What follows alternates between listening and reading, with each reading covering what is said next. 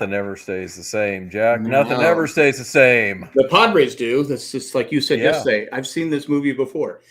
Welcome to Padres Talking Padres. We're here to talk about our San Diego Padres, and it was not a great road trip. No, it was not. Wasn't a lot of fun. Again, they're struggling to hit, score runs. I mean, I think I read, was it AC said they had 2 extra base hits in Philadelphia. 2. You're not going to win a lot of games that way. Luckily, they got a lot of walks in that first game of the doubleheader. Yeah, but a lot of charity. It's again, I don't mind losing so much. I mean, I know we've gotten spoiled because it's been a good run, but I can't watch boring baseball. Yeah, I just can't do it, and it's not only boring, but it's frustrating. So anyway. Yeah, and I think the thing is to me is that we all bought into, rightfully so, last year that this was the new way, the new Padres, the Petco hitting and things like that, and now we're not doing it. I just feel like we've lost our game. Obviously things went very right the first couple of series at the beginning of the year, but we were stealing bases, hitting and running, moving runners around, and things like that. And I get it. We're not having a whole lot of base runners, not a whole lot of traffic. But even when we do, I don't know about you, Jack. In fact, I think you are the same because we've texted each other sometimes. It's like, oh, for crying out loud, try and steal a base at least, or or move the runner, do something. The other night, the one that got me was when we had first and second and in a 2-run lead and a rise up. And I granted he's a batting champion for 3 straight years, but bunt, get second and third, and then you could let Sheets, let Bogarts take a crack at it, get another run, and it almost cost us. I mean, it really almost cost us. So a rise popped up I think it was we had a 3-run lead at that point, but still he flies out. I'm like going because you text bunt, and I was like thinking the same thing because he even showed butt on the first one, and then I just this team again. I keep harping on the little things. It's like you said, moving runners over, hit and run, stealing. Like Merrill sitting at first base with Manny up. I go, send him. Yeah, Remuto wasn't in there. It was the backup catcher. I don't even know who he is. I said, send him. And what happened? Double play, and it was one of those double plays. If Merrill had been running or had stolen second. Even running, I think he might have been safe, and they would have had to go to first base. And now you have a runner at second base. I know we don't have the talent the Dodgers have, but you watch the Dodgers, they move runners over, they steal bases, they hit sacrifice flies. I mean, they do things to win the game. Even with all that talent they have, they still do the little things to win games, and we just don't. Yeah. So and I still get back to the fact we have an average team with a few superstars. So, I get where we're at. I get that, like you said, we're a little bit spoiled. There's no doubt about it. We've had some good runs in the last few years and everything, but the stats start bearing it out after a while that you're just not there. You look at the core, and the core is Manny Machado, future Hall of Famer. You got Tatis and Merrill, and you got a couple of good pitchers. But in the overall scheme of it, there's just too many holes to fill. And so I think kind of to the title there, what happened to Happy Padres? Well, you kind of lose that when you're struggling, and this isn't just struggling for a week or two now. This has been 2 months. This is not, and so the old we are who we are. We are who we are in the standings, and what we are now is a little bit above 500.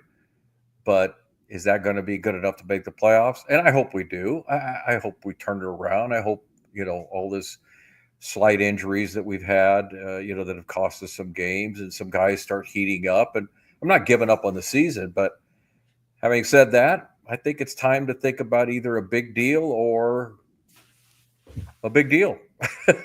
I think it's time for you. I was talking to somebody today, and I said, just because you deal, you can actually be shedding and gaining at the same time. Yeah. So, to me, you got Cease and Suarez, who may not have the best value right now, but I guarantee you there's clubs out there that'd be just like we would with, you guys talk about Roberts or you guys talk about Taylor Ward, where, hey, I'll buy the upside. I'll take a I'll take a chance on the chance. upside. Yes. Yeah. And you may not get exactly what you want for it, but you sit Braves there and need you talk pitching. about, yeah, you get those two components and you deal them to somebody maybe in the American League so that you don't have them come back to bite you right away, maybe. Right. Uh, there's a lot of rumors going around this time of the year. We just hit July. We've got about another 28 days of rumor mill. I don't know if we can wait that long. Yeah. But my point being though, Jack, is there's some high players out there. I was just talking to my son just now.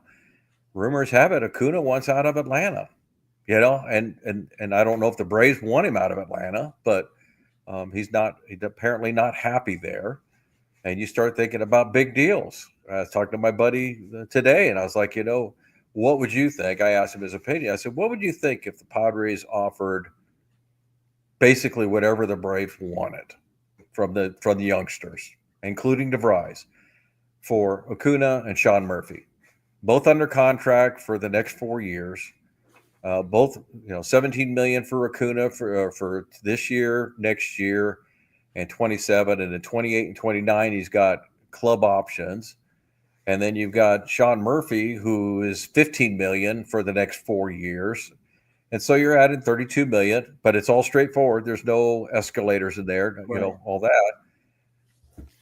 Isn't that worth maybe a DeVries? Isn't that maybe worth a Salas for us to go do that?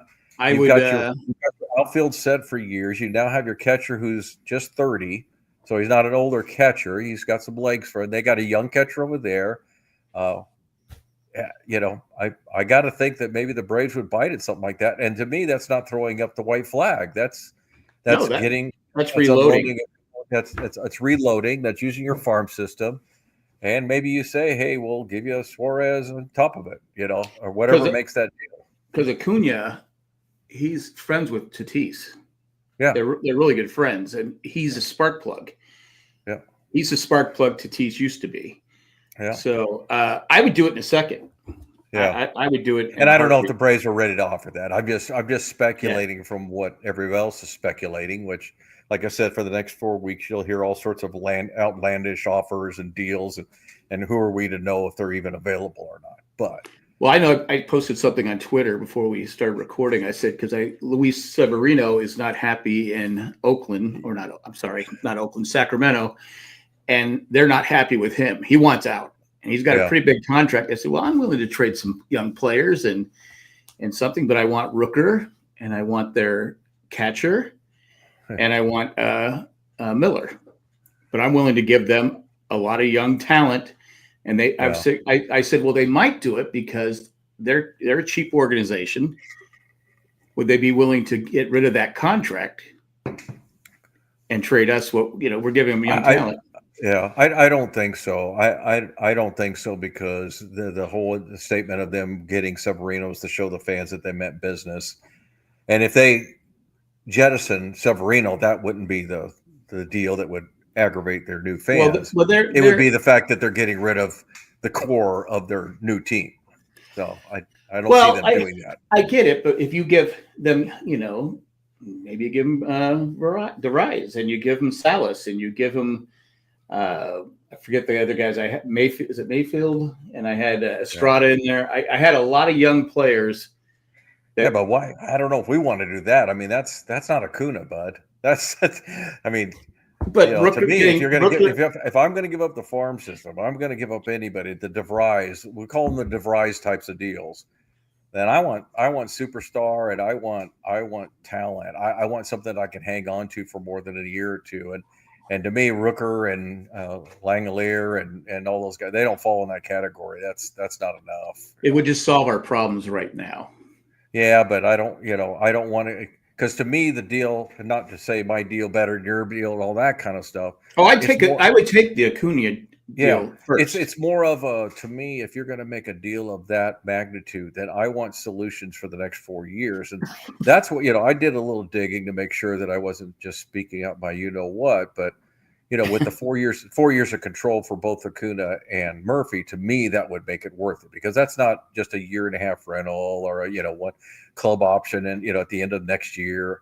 No, a player option, but that's a kind of a long term. I mean, obviously you can go in and try and negotiate another deal with Acuna if you wanted to, if you got him, but even at 4 years or 3.5 years, that's worth it, And again, not by himself, but I think if you throw, get the Murphy in there, they seem to like their other catcher. They play him a lot, so that's $32 million off of their payroll. They can also signal the same thing that says, well, we're not necessarily giving up on this year. We're just taking a year delay. They're not going to like Acuna going anywhere. The Atlanta Braves fan, if I'm a late Atlanta Brave fan, I wouldn't like it either. No, it'd be like trading Tatis, right? Or Merrill. But if you are the club and he's truly unhappy and you're not really going to get a long-term deal out of it, I know 3.5 years is a little early to start making that conversation happen. But if it's really pretty much no, he's going to leave. When does it start? So right, and that would give us a great outfield. Yeah, and we definitely plug the hole in left. At least 4 years. Yeah, at least 4 years of a great outfield. You could put Sheets at DH. Not that he's played. You could play first base too, right? Yeah, that's true. I mean, I'm looking for Arise to be gone too. Arise is not. There's no way they bring him back. So I mean, you give him a spring training for Sheets to become a first baseman, and if not, you have him as a DH and you go get yourself a first baseman and more on the defensive capabilities than anything else, because now you're truly with Sean Murphy being a pretty good decent hitter. I didn't look up his stats, but I believe he's an above average hitting catcher. Yeah.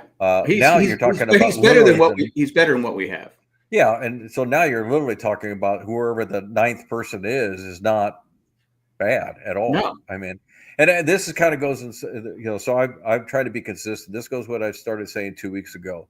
This is the kind of deal, this type of deal is what the Padres need for now. Because going out and making a couple of small plug-ins, to me, is not going to make this team better enough to make the playoffs, and even if they do, to go anywhere in the playoffs. So. I agree. That would Acuna. I posted that about a month ago. How if we could go after Acuna Jr. Because especially with the Braves sales on the 6-day IL, and they just lost another pitcher. I'm trying to blank on his name. Schellenbach. Schellenbach, and they just lost player after player after player. No, they've had an unfortunate run, and then Profar is not going to be eligible for the playoffs. I mean, like I said, this is one of those timing things. Maybe that Preller gets together with the Atlanta GM and just says, "Look, I know how you feel. We feel the same way." And then if you get those guys, then you can do another deal where you can say, "Okay, let's jettison Cease and Suarez, and let's go get some young talent." And I've made the statement a couple of times now. If King comes back, which I think he will, but if he comes back and Darvish comes back and you've got Vasquez and you've got Kolek and Pavetta and Burgert, you know what? I could go with those guys. I could fly with that right there. I don't, Cease is 3-9 with a high 4 ERA. In theory, he's part of the reason we're not better off than what we are. Yeah, and I know he's better than that. I know he's better than that. Yeah, I'm like Jay. I can't take the turn. I've been saying this since we had him. I hate that when he turns around, he's looking in the air, because to me he's losing focus. He's not staying. Because you look at a guy like Morihone, and I'm not saying Morihone's a superstar, but he's becoming one. The guy has no face. I mean, you wouldn't want to play poker with him. Yeah. He has no facial expression. Whereas Cease, it's like, oh, he's losing confidence. He didn't like that call. He's not happy with the way his releases. Has slide. I just like going, oh God, and sure enough, boom. Like I said, he wasn't horrible yesterday, but when you're pitching, when you can't score runs, again, maybe that puts more pressure on him, because he knows, okay, this other guy is dealing on the other side. He's at like 30 pitches through the 4th inning. I've got to shut him down, and then you give up a bad pitch. Boom. I think the big thing with Cease, it just seems to this year in particular, just seems to have that one inning. It just And it's got to be frustrating. And I like Dylan Cease. I don't care. I know you've been harping on the mannerisms a lot. I don't care. I don't care what they look like, and to me, as long as the next pitch is there and all that kind of stuff. Well, but I But think I think it's he does seem to dig his own grave. Because it usually starts with an 0-2 count, and then he starts fiddling around, and he walks a guy, and then another bleeder or whatever, and then it's a 3-run homer, and there goes a good pitch performance, and that look, that's part of well, pitching, I'm sometimes. saying But his mannerisms is showing his frustration, and his frustration. You have to stay focused. I mean, especially when you're facing a lineup like the Phillies or the Dodgers, or you got to stay focused. And if you're not focused, you're going to make that fat pitch, and boom, there it goes. I don't know. I just can't read that into it, Jack. I'm not that good, I guess. I just I know what you're talking about, but I don't know if that's losing focus. I just think that's I know I pitched in tournament softball, totally different, but there's times where you're fiddling around everything, and I couldn't tell you what my face looked like or anything, but I was focused the whole time. So it's to me, it's still when a guy has that much movement. We've seen Michael King struggle with it sometimes, and even Pavetta, a couple of times. It's got to be hard. I mean, you're throwing a pitch up there, and that thing's got about 4 feet of bend in it, and you're trying to hit some little indistinct corner of the plate. It's a tough gig, and the guy up there is looking for a mistake. I mean, honestly, yesterday I thought Cease threw a wonderful game. He just threw one bad pitch. I mean, that one that Kepler hit, he center cut. Yeah, And it's unfortunate because he hadn't been throwing those. I mean, he threw a good game besides that one pitch. And I think, I think the whole pitching thing, I don't have the dissatisfaction of the pitching. I know pitching is hard, and you're going to have a couple of games every year where guys don't have it. My biggest thing is what you alluded to before. Like, these guys are going out there with a 1-0 lead or down by 1 every inning. It's exhausting. Yeah. When you just feel like you got to strike out every batter. You can't have a mistake, and you can't pitch freely, and I think that's what this Padre offense has really done to this team, because the pitching, if you go look at the stats, is not the problem. No, I would agree with that. But it reminds me of John Candelaria, the Candyman, and when he was on Pittsburgh Pirates way back when, and they were really struggling on offense, and he said, I have to pitch a shutout to get a tie. Yeah, which went over what was really well received in the. I think he was traded after that, if I'm not. But he was right. Yeah, and that's what kind of. And again, that's what I'm kind of pointing at. Cease. Maybe it's like, okay, when you're putting extra pressure on these guys, especially the younger guys. Yeah. Okay, I got to. We're not hitting. We're not scoring runs. I mean, it helped for Pavetta. We had 5 runs. Yeah, and he's like. That game, even though they only had 5 hits the whole game, they ended up with 6 runs. Yeah. So yeah, this offense is frustrating, and it's the same thing for the bullpen when they come in. It's anemic. I mean, this offense is anemic. I mean, come on. This has been, like I said, this is not just a small microcosm. This has been the last 2 months.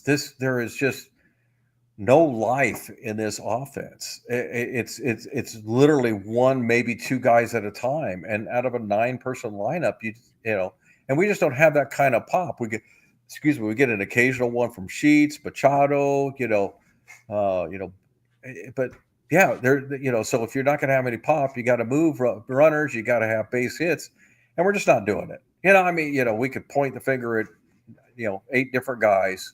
That's the problem. I keep saying that is the problem. It's not one guy. It's not just the last of the lineup. It's everywhere.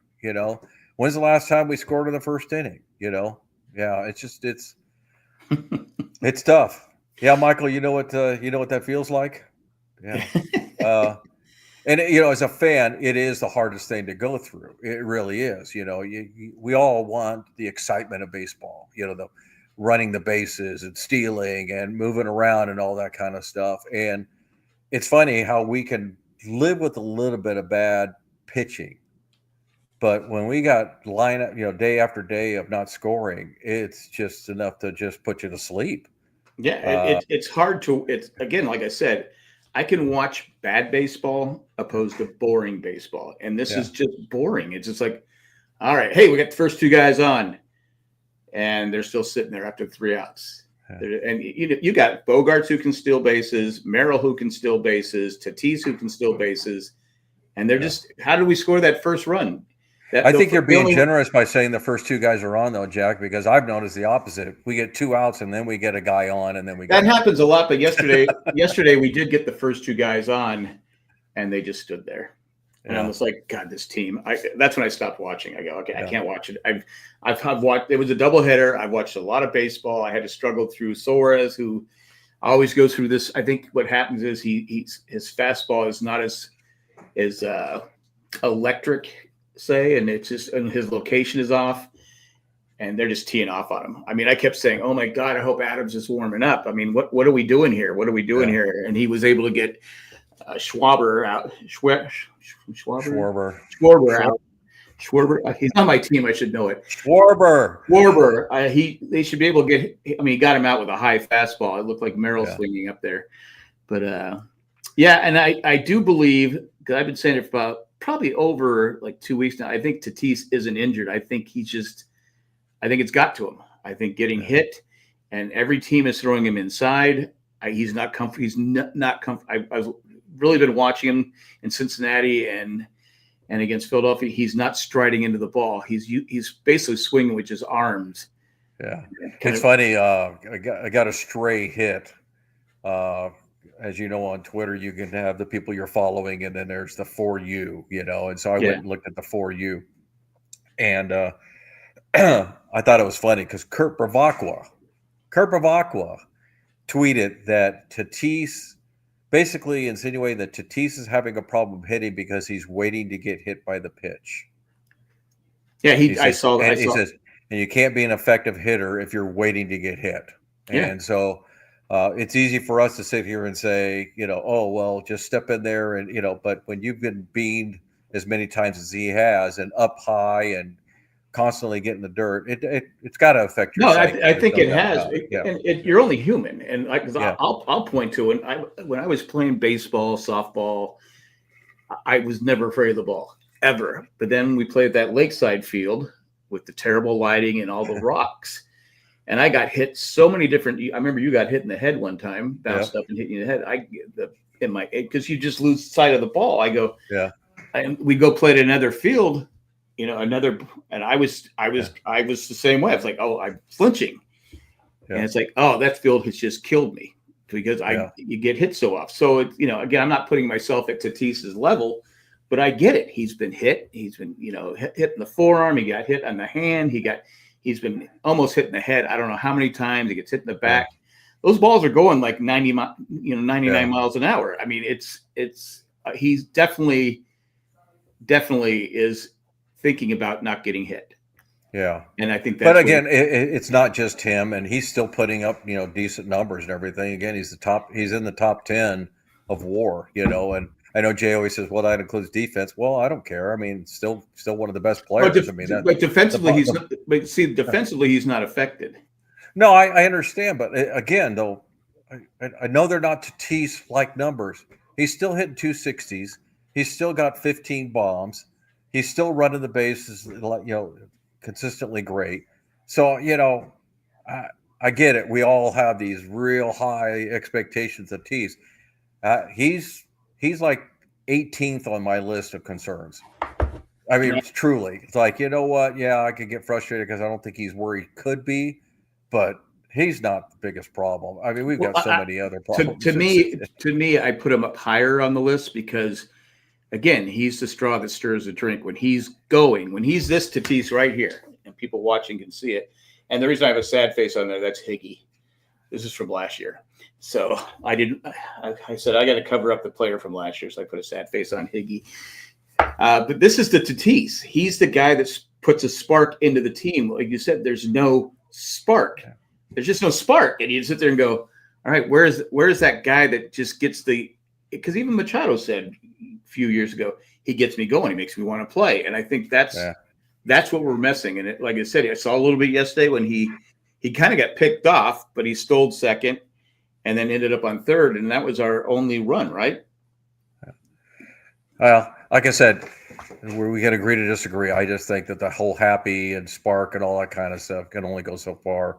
Your talent and how you hit the baseball and all that is really what drives the team. And a guy can be jumping all over the place and that spark and all that. But I didn't care my teammates whether they were going or not going. To me, I played my own game and I knew what I needed to do. And if a guy wasn't doing his job, it didn't make me do mine any less. And if he did his better, it didn't feed me into thinking, oh, I gotta be up there with him and everything. But again, difference of opinion. I think a lot of the happiness thing is because they're just not winning, Jack. I mean, they're not winning, and I'll tell you this: I don't want them to fake it. I don't want them to fake that they're happy and they're all energized. No. I see them at the beginning of the games when they show the pregame. They're all high-fiving and they're all on board and they're ready to go. So I can't ask for anything more than that. I don't need them jumping up and taking photographs and all that kind of stuff. You don't see the guy saying, "Hey, the camera's on." So we gotta act like we're happy. I think there's less of that, and it's more of I think the pressure's starting to build. I think they recognize that and so I said it's an every player thing. I'm trying to get away from the focus on one guy, two guys. I truly believe, except for Manny Machado's consistency this year, there's just nobody that you could sit there and Pavetta, Morojo. There's only like 3 or 4 guys that I can sit there and say, you know what? Pretty much from the get-go, these guys have been there. They've been solid. They've had a few bumps in here and there, but for the most part, Manny, I think, had like a 2-week stretch. Other than that, he's been solid the whole year. Morahona had a couple of bad outings. Other than that, he's been money the whole year. Pavetta had like that one really bad outing. Other than that, he's been great. So those are the guys you just sit there and say, okay, they're doing their part. Suarez up until a couple of years. But the problem is we've got way more guys than Tatis and Merrill and all that, because the stats will tell you that. Merrill's still hitting 290. We may think he's better than that, but he's still hitting 290. Is he hitting for home runs? No, not as much. Is he chasing pitches he didn't last year? Every once in a while, no doubt about it. No, I think but the bottom line is they're not the part that's holding us down. It's the 8 to 10 other guys that are just doing nothing. Nothing. I agree. I agree 100%. But with Merrill, he was chasing high pitches last year and high outside pitches last year. Now they're throwing. That's how they're pitching him.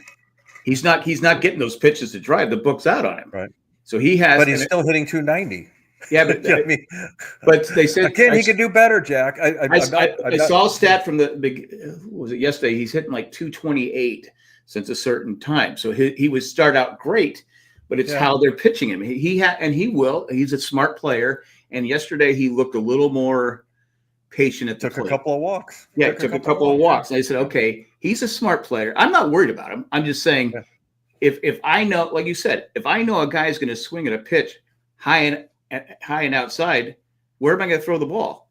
High and outside. Well, everybody's got those, though, Jack. I mean, low and outside for Manny Machado. Geez, Steve Garvey used to swing at pitches that were 3 feet outside. I get it, but you watch how they're pitching Merrill. Watch the game tomorrow. I guarantee they're all going to be high. But see, look at Ohtani. Ohtani, you go up and in on him, you can get it by him every time. He doesn't catch up with it. I know. Padres have figured that out. That's what I'm saying. Good hitters will figure it out, or they won't. But the bottom line is these are still great players that are still hitting the mistakes. Manny made that remarkable remark one time. He goes, "Hitting a baseball is one of the hardest things you can do in life," and it's that simple. You can I heard from Tommy. But 3 for 10, you're in the Hall of Fame. Yeah, 3 out of 10. So it's and you take those 3 out of 10, break it down even more. So the 7 either hit a weaky, grounder, or maybe a fly ball, or you struck out. So there's probably another 10 to 15 whiffs in there. And then the ones that you did were successful, there's probably another 4 or 5 where you swung and missed. So out of every 10 at bats, you probably got 20 pitches that you swung and missed at. Oh, I get it. And like I'm saying, though, he's a smart player. He's got it, because that's what a lot of times the sophomore slump is it's adjustments. and people, okay, this is his weakness. It's like with the Yeah. Dodgers with Kim. They're not playing him every day. And I said, he's probably got some weaknesses and they're probably trying to hide it. He's played a lot in the minors. And I mean, why would you play that guy every day? It makes no sense. But he's probably got some weakness. Everybody has a weakness. And let's see, wild take from Oz here. Wild take, could it be that the team decided to be 500 better preserve their energy for the second half? Maybe. No. But you were saying about hitting a baseball. In fact, if anything, Schilt's been accused of over managing game by game by none other than Dave Roberts, who said, "Wow, he's just like trying to win every game," which kind of is laughable because that's easy for Dave Roberts to say when you've got a $10 billion lineup and everything. Exactly. But the truth of the matter is, Oz, I don't think so. I don't know of any organization that would sit there and say, "Oh, it's relaxed." Now, what I will say is, as an organization, you never want to just go at it so hard that you're burning through every pitcher, you're burning through every starter. Why do that's why we see guys like Manny getting DH and Bogarts a game here and everything, because it's a long season. It's a marathon. It is a marathon, and I think more than anything, the thing that worries me, and see, after this past two series, I believe we are now 3-16-1 in series against teams that are 500 or better. That's not good. No. Now it's not. The good thing is we've got the third easiest schedule remaining in baseball, but it's not confidence building to me to know that when we do play the difficult teams, the teams that are up there with us, we're not winning series. 3-16-1 is not good. You could handle 7-9-1 or something like that, but 3-16-1. So you're saying that's bad. I wanted to go back to the hitting a baseball, because I remember Tommy Lasorda said, and Tommy Lasorda was a Dodger manager for 100 years, and I had to not like him because he was a smart baseball guy, and he was on some show and he was talking about hitting a baseball. He says hitting a baseball, even though he was a pitcher, he said hitting a baseball was the hardest thing to do. And he goes, look at golf. Golf, they put the ball on the tee. Yeah. And everyone has to be completely quiet. Yeah. No one can say crap. He goes, but at baseball, you got a guy throwing the ball 95 miles an hour. You got 50,000 people screaming at you that say they hate you and all this different stuff. And you got to try and hit that thing square on a round ball on a round bat. Yeah. So I always remember that from Tommy Lasorda. Again, as being a golfer, I've heard that. Yeah. And of course, then the other one is the golfer will say, well, then why isn't everybody breaking par? So, well, maybe they need to be screaming. Exactly. It's too quiet. No. All I can do is hear myself going, I'm screwing up. But yeah, the Padres, again, you got to do something about the catcher's position. I really thought the way the team started, I said, okay, the catcher's position, it's not a problem. We can score even without them scoring, but it always seems like they come up with men on base. Always. It's just like, oh God. And what happened? Some of the reason is because, again, the Johnny come lately, this is where we're at right now. I know Sheets had a tough series, but Sheets has been getting on pretty regular before this last series. He had a rough series in Philly. Bogarts has heated up tremendously, and so what's happening? Well, that's the middle of the lineup. He looks like Boston's Bogarts. Who's coming up after those two? Well, now we got Cronenworth and Maldonado. Yeah. So part of that is Diaz. Yeah. Again, it's not that I'm not concerned like you are with the last couple of guys, but it's more than just a couple of guys. So. Well, no. But anyway, so we don't get called the "What Happened to the Happy Padres Talking Padres" podcast. Let's talk a little bit about what is going right. And I think you brought up one of the number one guys, Morejon. I think Morejon is going to has gone to the next level. I think the guy is a tremendous pressure pitcher. Yeah, he's cool as a cucumber. Yeah, and he's coming in with a lot of difficult positions, when the first and second one out or whatever, and he's putting out a lot of fires, and that's gonna bode well for years to come. We've seen Estrada get into that mode, and we just need to see him get back into it a little bit. He just had that two flare ups in a row. Yeah, Again, his little speed bump that he went through. which Um, happens. It you happens know, to every player at every yeah. position. Exactly, and I love the way Pavetta's pitching. I think he might be the signing of the year for maybe Major League Baseball. I mean, the guy's just been money. I can tell you, I'm Uh, sure Boston wished they had signed him. yeah, I love Bergert. I know he got hit by the line drive, but I like the way he's pitching. Kolek is pitching really good, and Morgan, Vasquez is really keeping us in games. yeah. He's the old. It doesn't look pretty, but he seems to always find a way to Well, get out of it. Padre So Twitter always calls him the luckiest pitcher in baseball. I go, well, if they're not hitting it out of the park, yeah. that's a good thing. I mean, I don't Well, understand. I mean, That's those guys. That's those guys that look at Statcast and stuff, Jack. Because I get annoyed. I get it. I'm the old guy. I get it. But there's all this expected batting average and expected ERA and expected this, and it's all based on because they hit the ball hard and all that. It's like that's been going on for time eternal. We just called it the facts. The facts are you are what you are, and if your ERA is 3.5, then it's 3.5. It's not expected to be 3.0. It's not expected to be 4.5. which in this day and age, Yeah. 3.5 ERA is great. Exactly. So to me that's the good. And then you look at Manny, and congrats again. I don't care about the All-Star game. We went through that last week, but the fans voting him in, knowing what a lot of cities think of Manny Machado, I think that's a tip of the cap to like, okay, we don't like you, but come on, we're going to vote. He's the best third baseman. We're going to vote you in. Yeah, and he is the best third baseman Yeah. in the National League. I'm not going to say baseball, but nationally, he's definitely the best third baseman.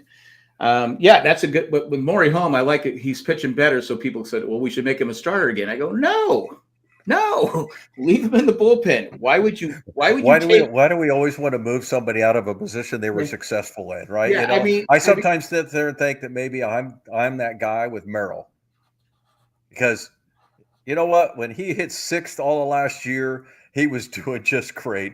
Maybe that's my fault because you kept pushing him up. Higher. He should be hitting higher and everything. And again, he's doing a good job at second. He's doing fine. I hate to be that guy, but I'm the one that said, "Hey, leave him where he's at. Leave him where he's at," because we need some hitting at the bottom of the lineup. But anyway, no, like Merrill. I'm not worried about Merrill. He's a smart kid. He's going to adjust and he's going to make corrections. And Tatis, the kid has too much talent not to be great. And plus, defensively, when you have Merrill and Tatis out there, they save a lot of runs. So there are a lot of good things to say. A great catch by Merrill, by the way. I mean, it's an outstanding catch by Merrill.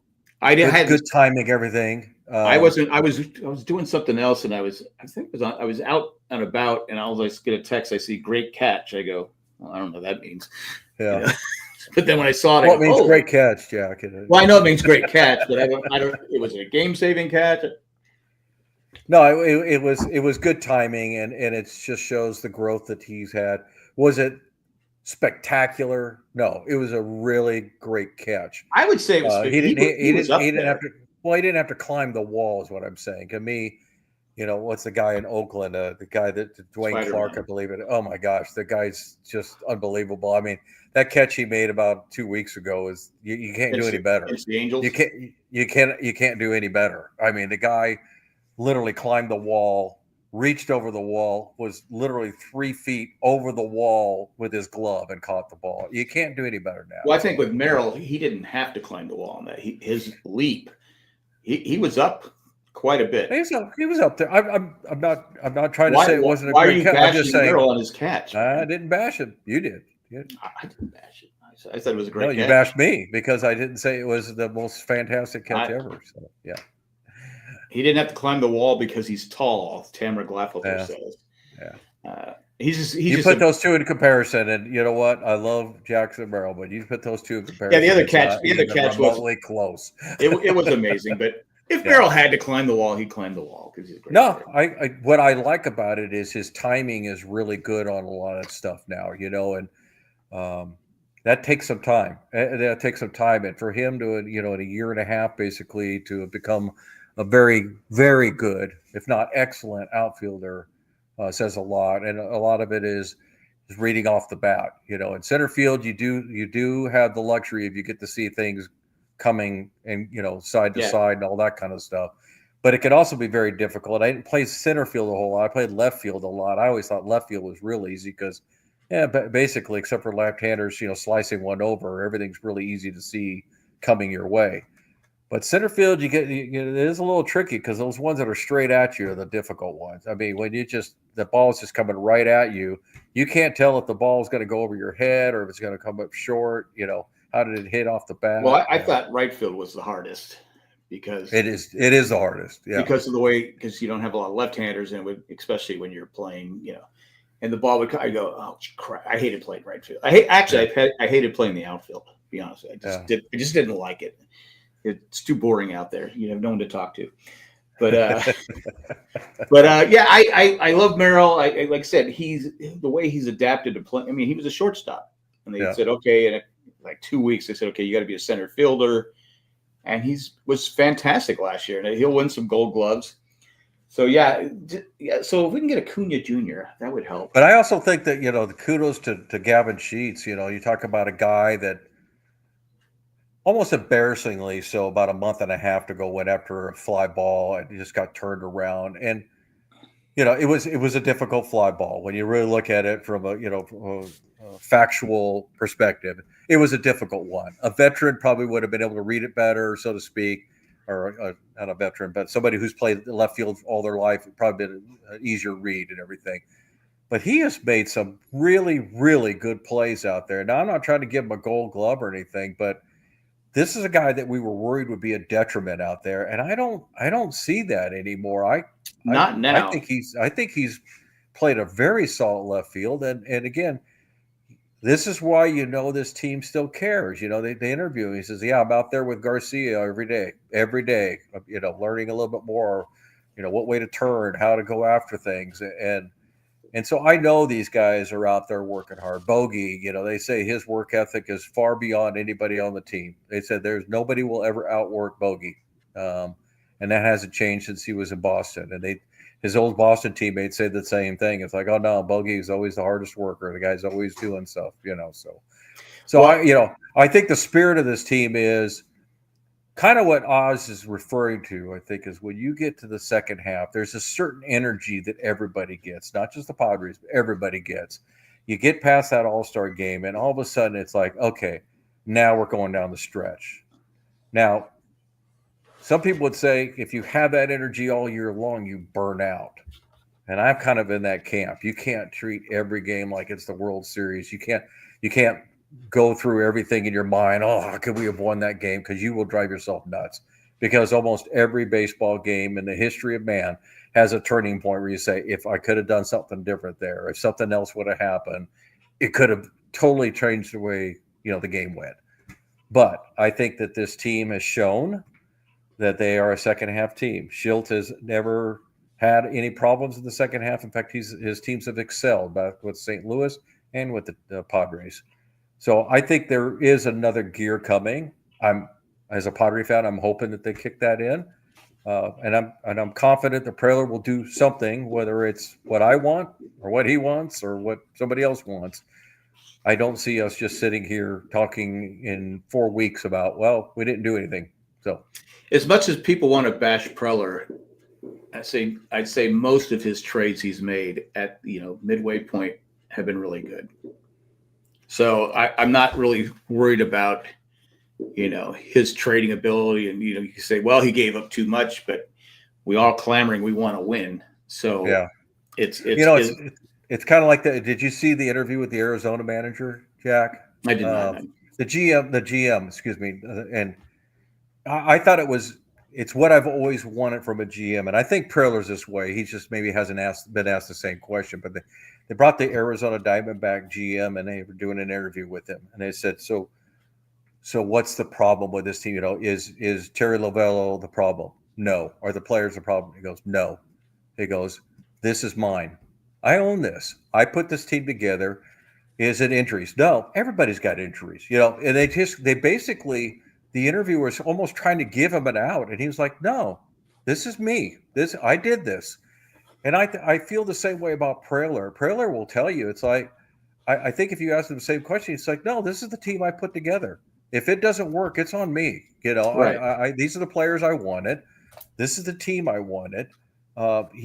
He's the GM. He can do whatever he wants, and he did. He does. You know, and look, every team doesn't have the ability to do what we do, let alone what the Dodgers do. You got teams that are like Kansas City. It's like they have to they put their their foot in the mud, so to speak, at the beginning of the year, and that's all they got. Yeah. That's like this is all you're going to get. So either it works or it doesn't. And I think Prayler's got some latitude. The fact that they were even in on the Devers conversation tells me that they've got some latitude. Again, we don't know the details. For all we know, somebody was just saying, "Hey, we're going to check in with the Padres because they like the deal," and Yeah. maybe they called Preller and said, "Hey, would you be willing to eat the salary?" And he said no. And they said, "Okay, well, thanks for talking." But that might have been the gist of it. But I do believe that this ownership group, as it exists today, has given him some latitude that says, "Hey, you've done it before. Everything they say, everything you hear from the executives says nothing's changed. We're going to be the same as we've always been. So that means Trader Preller is going to be active at the trading deadline." So you're saying he's Trader Jack McKeon? No. Okay. Hopefully not. Yeah, hopefully not. Yeah, Trader Jack. He loved He that made name. some really bad trades. He loved that. He loved that name too much, and he said, Yeah, "I'm going to take my stogie and just trade everybody." Yeah. But he did some good things, but then did some bad things. Yeah. I was going to say about Merrill too. That throw he made yesterday was it Brandon Marsh, where they just messed the tag. I mean, I said, "Holy crap!" I thought he had him the whole time, Jack, and Yeah. you said the same thing. When they showed the very last angle, it's like, Yeah. oh no, he missed him. He missed him by 3 inches. Yeah. I was like going, why is this taking so long? I even said myself, like, why is this taking so long? He's clearly out. And then because they weren't showing that. And then when they show, I go, oh, he's safe. And then I'm like starting to stress because, oh my God, But that's also that baseball IQ of Manny. He swiped at him and then throw the glove up like, hey, I got him. Yeah. See, look, I got the ball, Yeah. And you got to say it. And I'm not blaming the umpire because it's a very difficult, thing to see whether or not he got the shoelace, but he sold it. He sold it to the umpire, and doggone it, if somehow the Phillies couldn't have challenged that, the game would have been over right then. So yeah, it would have saved me a lot of wear and tear on my stress. But it was a great throw, and that's just it. We've seen the Padres in the spurts that they have. There is some goodness in them. It's just, to me, until I'm convinced otherwise, until maybe another week or two or whatever goes by, right now, I think we're lucky to make the playoffs. And if we do, great, because anything can happen from there. Well, you look at the lineup. You go into the lineup, and I've been saying this for a few weeks now. You got Brooks, you got Wade, and you got Bryce Johnson. You can't have all three of those guys. You're not going to compete with those three guys on the team. They just don't do anything. I mean, you look at Wade on that game against the Reds on Sunday. I'm going to say, you and I catch that ball. I mean, he made a mistake, but he's got to catch that ball. You're in there for one reason: play defense. And he drops the ball, then Suarez goes boom, boom, boom, and we end up losing the game. That's like going, God. I think that was the game. Again, I disagree with that, though, Jack. You look at the spin on that ball; that was going away from him. It hit off the tip of his glove. Baseball's the game of inches. Well, of course, you love the word that it's got to be. It doesn't have to be. Unfortunately, it had to be because we ended up losing. Well, the fact of the matter is after that, that's just as much of a problem as that. I mean, just because somebody drops a ball or makes an error, does that mean, oh well, you've got the right to lose this game now? No, but we got the set. We had a second. There would have been 2 outs with nobody. There was a time last year when we did that stuff, and somebody else would pick somebody up, and somebody else would do something. True. And so again, it goes back to a whole team. This is a team problem. Again, but that's what I'm saying. The little things, the team doesn't pick someone up. That's what makes a great team. That's what makes a really good team. He makes the error. Suarez gets the next out, and then it's like bang, bang, and he couldn't. He's just giving up hit after hit after hit. So we lose. That was the game. That's the first game of the season where I was just like, it's put me in a bad mood. I'm just like, I'm in a bad mood. I'm just in a bad mood right now. And so, but later it wasn't like earth shattering. It wasn't like it carried over for a lifetime. But it was like for like an hour. I was pissy. I'm walking around going, still can't believe we lost that game. But I'm still more aggravated that the offense is not putting in any more runs. I was going to say, look at yesterday's game, Jack. You said it, 6-0. Pavetta pitches to Jim, gives up a solo shot to Schwarber. Yeah, walks out 6-1, sixth inning. Can we have an easy game? Well, of course not. What happens? The Padre offense basically went dead. Mm-hmm. Nothing. Last year in that good streak. Not just 6-1. Oh, now it's 7-1. Now it's 9-1. And boom, now you've got a cakewalk. Right. The Padres have not put anybody away forever. I think the last time they put somebody away was the 25-0 game against the Rockies. It's just been scraper after scraper after scraper. Well, though I was going to say, though, that what made me mad about the game wasn't so much the error or Suarez, it's the fact that we left 13 runners on base. Exactly. I said, you can't. I go, a hit here or there, we win the game. I think the road trip, I could be wrong in this. This is one of those memory things. I believe for the road trip, we were like 1 for 39 with runners in scoring position. It was some ungodly number. It was some. I saw something like that. Yeah, it was horrible. 1 for 39. So, and when the season started, we were at the top.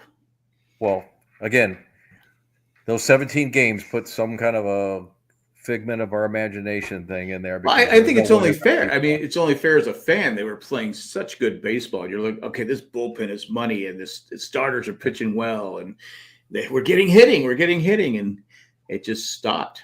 Yeah. But it again, as fast as it went away, it could come back. I'm not giving up on the season. I don't want to give up on the season because I've gotten spoiled, and I like having a team that's competitive. I remember the bad years. To be honest with you, if this would have been like 1995 or the early 70s, and I'd be happier. I'd be happy. Yeah. Because they're 6 games over 500, 7 games over, whatever it is. But I've been spoiled. I expect. Well, a lot of Padre fans are being criticized, from other Padre fans because it's like, how dare you complain? How dare you complain? There was a time when, if we were at 500, I was happy as a clam and everything. And look, as a fan or anybody, whether you're business or your family, it's like once you get to a certain point, are you supposed to just keep being satisfied with being at that certain point? No. And I'd say no. As a business, if you start a business and you make $100,000 in your first year, are you just supposed to sit there and say, oh, well, as long as I make $100,000 every year, I'm good, No, because you want to grow your business. You want it to be 200,000, 500,000. Well, same thing with Padres, and so we're both long-term 1969 fans. I'm happy that we're competitive. I'm a little frustrated because I feel like we're this close to, to getting to that next echelon, that next level where people start talking. I admit that last year was fun because every time you turn on MLB, they were talking about your Padres. That's fun. It's fun when you're the team because for years we were neglected. Yeah. Never on Baseball Game of the Week. We were never on any showcases. This Week in Baseball. We were never on This Week in Baseball. We were written off as soon as they did the spring training, preview. Yeah. And so there's part of you that says, I am happy with the fact that we are a competitive team. I will not lose that. I'm a little frustrated because I thought that this team was better. And I feel like right now they're not proving me right. I think that this team needs a major kick up, not just a couple of little pieces to get where they need to be. And again, not just the playoffs, not just competing, but I'm talking about actually winning that gold ring because that's what you got to be going after. It's not good enough. And I feel like the Padres 3 out of the last 5 years have made the playoffs. That's not good enough for me anymore. I don't want to just make the playoffs. I want years like last year, as dissatisfying as the inning was, I can still live with that year because we had a good, solid run. It was an exciting team to watch. It was fun to turn on the TV. As exasperating as some of the games were when we lost, it was still like we felt like every game we're in it. We're in it. We got a chance. We come We were the back. team, even the We Dodgers. don't come back anymore. Yeah. Goodness gracious, lost our Earthquake. computer. I don't feel like I can't remember the last time we had a walk off. When's the last time we came back in a game? We had a walk-off a couple of weeks ago, didn't we? Well, so that again, it can't have walk-offs all the time. Yeah. But you look at the Giants for an example, and they're right there with us. We're a game apart almost always, right? Geez, they've had like 15 comebacks this year. Arizona Diamondbacks, who are worse than we are by 5 or 6 games, they've had a bunch of walk-offs. Well, the Giants have been doing walk-off wins for a while now. They've been. But that's my point. We're not getting any of those, and to me, that is a big difference in the standings. Yeah. Because when we're behind, our offense is not coming through. No. You know, it reminds me and you are both the San Diego State Aztec basketball fans, and it reminds me of back when they were a good team. Not even the great teams that they were, you know, when they went to the championship, but some really good teams when Steve Fisher was there. And I remember I had season tickets. I'd go to all the games, and their defense was phenomenal. And they were, but they were just watching paint dry. I mean, it was just they couldn't score. They couldn't score, and even back then, if they got down by 8 points, you're like, yeah, there's no way we're not coming back, and that'd be the games they lose.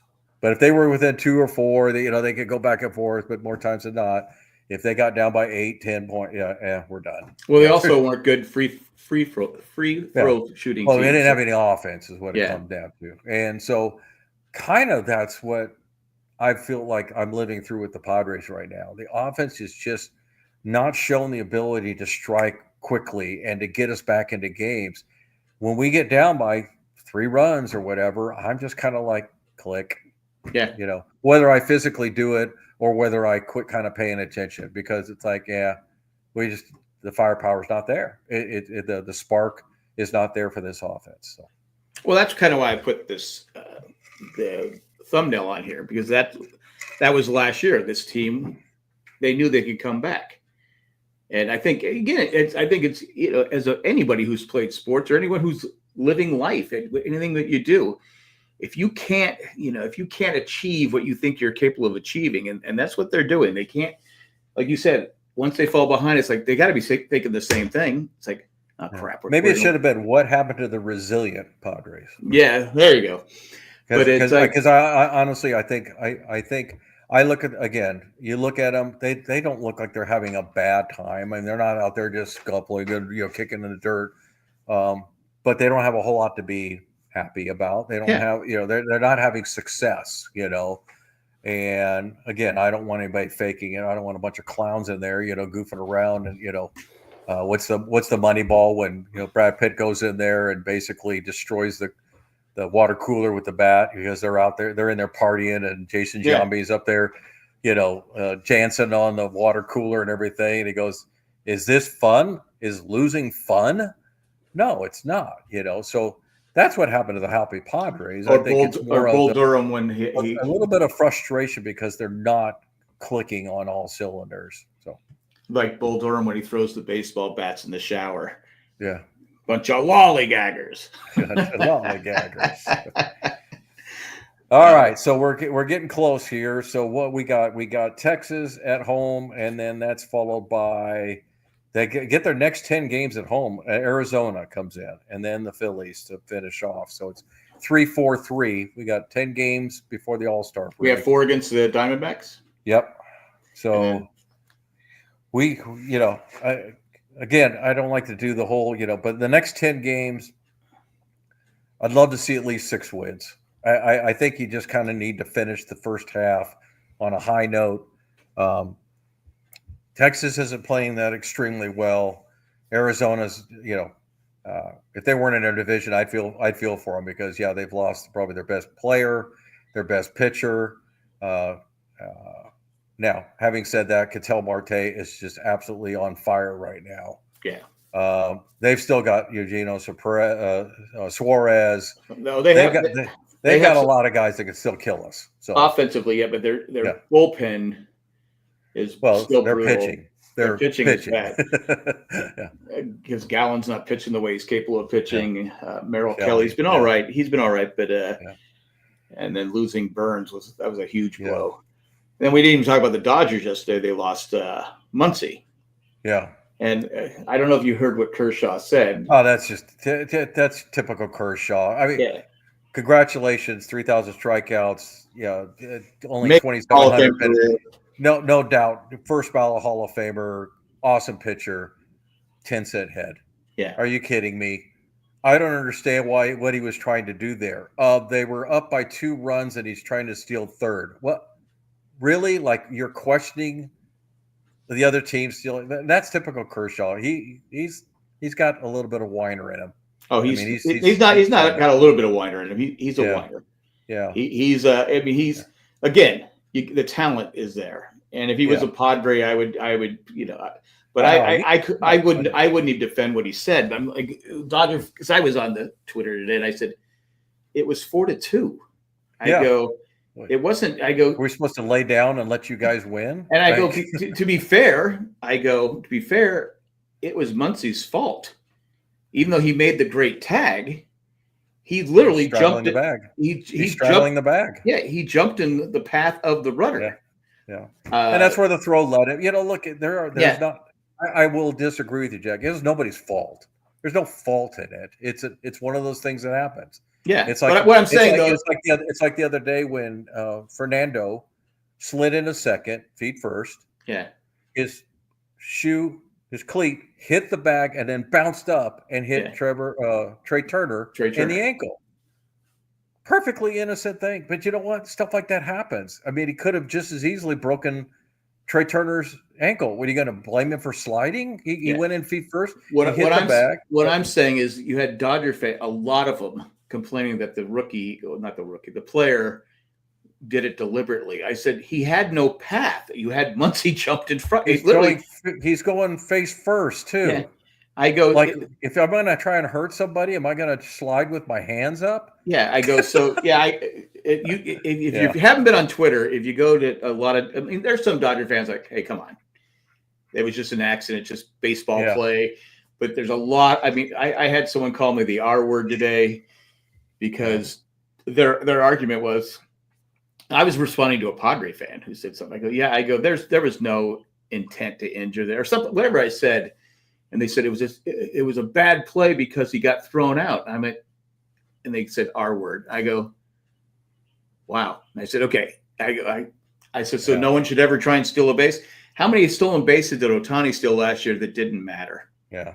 Should he have not stolen? Look, the fact of the matter is, Jack, okay, you can't defend Twitter. Twitter is an idiot base. Oh, I know, but there's a lot of athletes now that are Max Homa, who's a professional golfer, has said my life has been so much better since I got off of there because the people are. He says it's a vile application. Social media will destroy this world, and I can't disagree with them.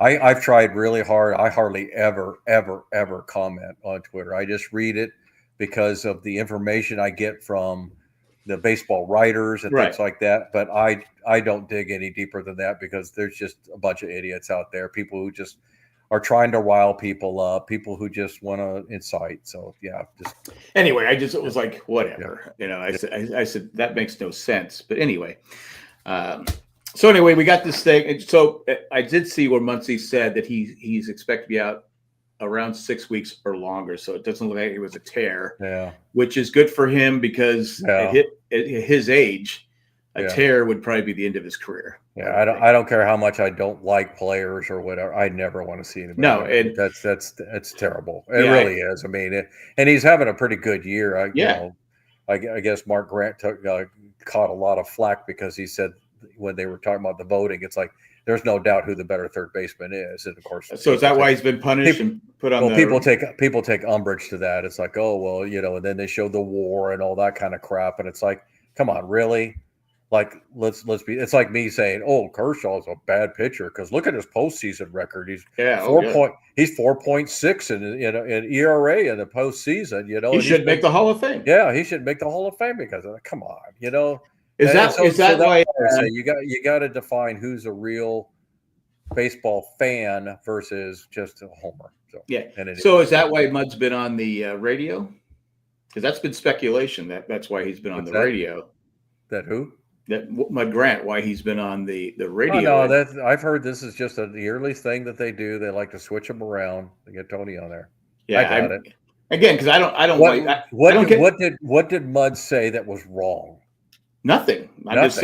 That's the speculation out there, though. But with me, people that hate Tony Gwynn Jr., I'm like going, okay. The only reason you hate him because Mud Grant and Don Orsello are excellent together. So anybody else coming in there is going to be. It's like when people bash Mark Sweeney. I didn't get it. I go, all right, he's not had the same chemistry as Grant does with him, but he does have some knowledge. Yeah, I don't know. Well, it's two funny guys versus Tony's a little bit more straightforward, and it's not. I listen to his afternoon radio show here. He's got a sense of humor and everything. He's just got a different style. Style is just different for everybody. Mark Sweeney, I didn't like.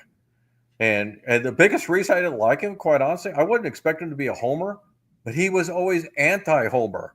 He was always the dark cloud. He was always, the other team. I thought he was knowledgeable. When it's your home broadcast, I'm not saying you gotta, everything's all rainbows and stars and everything, but you kind of have to favor your team a little bit. But he literally would almost bend over backwards.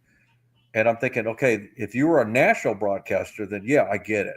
But you're a Padre broadcaster, so anyway. I get it, but not a hater. But I mean, I like Bob Scanlon a whole lot better. I love Bob Scanlon. Bob Scanlon's money. Excellent. He is Bob money. Scanlon. But I love Bob Scanlon. Yeah. But like I said, I just said, well, at least he knows what he's talking about. Yeah, he's not the homer type, but Mark Grant and Orsello will. Especially Grant will call, okay, hey, anyway, but they're more homers than anyway. Let's go back to the game in hand. We got Texas, Arizona, and Phillies. You said 10 games. You say 6 wins? Well, I'm hoping for at least 6. Again, I kind of tend to like the whole last 10 games because it takes away the little yips here and there and all that kind of stuff. Look, you're at home. You need to win series. And the Padres have done that well. So I'm looking for them to continue that. How that breaks down, I don't know. I know we only got 7 in front of us right now. So I will go with I'm going to be a little bit optimistic, and I don't know why, but I think 5-2 is very attainable in the next 7 games with Texas 3 and we're not doing the Phillies. Well, we'll be back next week before that series. That's right. Yeah. Okay. Yeah. All right. I forgot about that. 5-2. Yeah. You know what? I'm going to agree with you. I like 5-2, and rumor is I saw a rumor that Darvish might pitch Sunday. I don't know if that's true or not. Well, Schultz said could be, could not be, could be, could not be. Yeah, Schultz after he's done. I don't expect him to give up the ship, so to speak. But it's that's the kind of things you're like, is it really going to kill you to say, yeah, there's a possibility. We'll see how he recovers. Yeah, So, to me, Schultz going to make a good politician after his days of managing are done because he doesn't like to. But that seems to be the trend in all sports now. They don't like. Well, I get it if a series is coming up. I get this. This is where I will say, Jack, I get it a little bit because Friday, Saturday, Sunday, you're playing one team. You don't want to unnecessarily let them know too much information about what might happen. On Sunday. Exactly.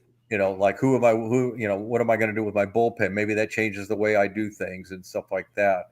I know Berger's supposed to come back fairly soon. He just had a bruise, right? Yeah, the abundance of caution that the Padres seem to have with a lot of their players. Well, he's a young pitcher. I have no problem with him taking caution. Well, it had more to do with just they needed to. With pitchers, if they're not going to pitch in the next 7 days, then you might as well put them on the 10-day DL because that way you can actually bring somebody up. And with the way the Padres have been running through the bullpen, they need as many bullpen guys. I mean, that's why that express train is going between here in the minors is because it seems like every day it seems like we're calling up another arm and putting another one down, and another arm, another one down. So, but yeah, I think this team needs to turn around. I'd love, every team likes it, but you love to go into the All-Star break on a high note. You don't want to go. I mean, this is a 10-game homestand that the Padre team has had to have looked forward to. They got a day off today, and then they're going to play 10 games straight. So you got your day off today, get rested up, and just come out. And man, who knows? You go out and surge, and you go put 8-2 or 9-1 out there, and boom, you hit the All-Star break on a good note. And you're at home. It seems like forever, at least by my memory, that we've actually had a 10-game homestand, and the fact that it's going to be here. And the players will be here, so those who didn't make the All-Star team or don't make the All-Star team can actually have 4 days off and not have to get on a plane to get back. To me, that's got to be a big deal as a player. And another thing too, I don't have to get on a plane until next Thursday when we have to travel to the next game. Another factor too for the Padres that 26 games in 27 days had to take its toll too. Yeah, we came out 13-13, and then we proceeded to go 2-4. Yeah, so maybe that had something. Maybe just. I mean, it's a long. Mentally, it's hard to stay focused the whole time. I did want to talk about Luis Ortiz, the pitcher for the Cleveland Indians. I don't know if you heard about it. Yep, he's been suspended. Not suspended. He's been. They're investigating. Yes, he is on. What do they call it? It's not suspension. Leave. Yeah, they administrative leave or whatever. But basically, nothing. He can't play, but they have not determined yet. Yeah, but and they're putting him on leave. That's it's based on 2 pitches that he threw, which seem odd, but they must have something else there because. And then the circumstances of gambling is what they're talking about. So the problem with all sports, and it's going to be a big problem. And a lot of people have said this is because gambling is so easy now. Yeah. That these it's like the Black Sox scandal started because these gamblers got a hold of some of the players and said, "Hey, we're going to give you that." You can't tell me that's not going on with some of these players, especially the fringe players. The attorney general in California and the governor here are trying to make fantasy sports illegal. Really? In California. Yep. Fantasy sports. Okay. Underdog and fantasy betting sites. Yep. Oh, betting sites. Okay. Yeah. Online. Yeah. Huh. But again, I just think when I heard that, I go, wow, that's like because there was a basketball player that got. There's athletes that have either been thrown suspended or proven that they bet on something they shouldn't. Yeah, this is the last week though. Yeah, it's like okay, this is of course because the thing about the baseball, and I think all the different sports have different rules, but bottom line is you can't ever bet on your own sport. No. But some I believe have even more stringent rules than that. Like you can't bet, period. Like you can't have a betting. Online website. Betting. Yeah. So because there was a referee. It's interesting, but was that what it's done societally to these people. You get the was it Lance McCullers Jr. and you've had a couple others who've gotten death threats to their family, and it's gambling. Some sick people out there. But that was also an umpire that was suspended last year for a year because he didn't even bet on anything. No, it was illegal. It's his friend, and his name was on the. On the ticket. So, it's going to be interesting to see because these owners don't want to give up the cash. No, there's no way they want to give up the cash, but I still think it's a problem because it's just too easy. I mean, you used to have to go to Vegas or you had to have a loan shark not a loan shark, a bookie. So we shall see, but it's going to be. I hate to say it, but it's going to be one of these sports is going to have a major scandal, and. Again, we had the Ohtani situation. Again, luckily he had a friend to blame. So I still don't see how you don't know there's $16 million messing out of your account when you have a account. Somebody should have caught that, but that's here nor there. Old news. Yeah. All right. Anyway, that's all I got. we'll be back next week. I don't know if Jay will be here, but we'll be back next week. We will be back next week. And hopefully we have the happy Padres. The happy Padres. The resilient Padres. I want the resilient Padres back. I'll take anything where they're smiling and they're winning games. And I'm going, okay. Because I always turn to my wife and just again, be competitive. Yeah. And I'm not trying to be ho hum or anything, like I don't care. It's like, no, I still want them to win, but I as a fan, I love watching a good baseball game. Yeah. And baseball games, every once in a while you like a good old 1-0 shutout where it's just guys dealing and you're like, man, but man, we've been sorely lacking in the 6-5 games, and like you said, traffic going around, and a good old fashioned comeback. Yeah, good old fashioned, go out. Exactly. Because I always tell my wife, I go after the game, I go, "You're Padres," and I walk away. So that's how she knows they lost when I say they're your Padres. Oh yeah. All right. But that's all we got. Matt. All right. Take care, everybody. Hey, thanks, Oz, for joining us, and Michael and Tamara. I guess you're okay for joining us, but that's all we got. Take care, everybody. All right. Bye, everybody. Bye.